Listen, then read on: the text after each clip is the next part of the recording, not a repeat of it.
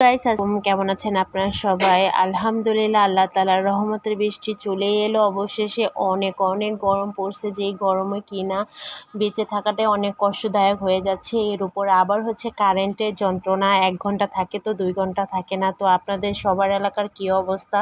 তো ঝড় হয়েছে সামান্য, সাথে বাতাস ছিল, বৃষ্টি হচ্ছে। তো অনেক বৃষ্টিই ছিল মোটামুটি। তো বৃষ্টিতে আমি বের হই নাই, অনেক জোরে জোরে আসমানে ডাক দিচ্ছিল, আমার বাচ্চারা ভয়ও পাইতেছিল, যার কারণে আমাকে বের হতে দিচ্ছিল না। তো একটু বৃষ্টিটা কমার সাথে সাথে কিন্তু আমি বল হাতে নিয়ে বের হয়ে গেছি, কারণ আমি তো গ্রামে থাকি। তো আমি যদি সাথে সাথে বের না হয়ে যাই, এখানকার আশেপাশে যত মহিলারা আছে সবাই ছুটে চলে আসবে, আমগুলো সব তুলে নিয়ে যাবে।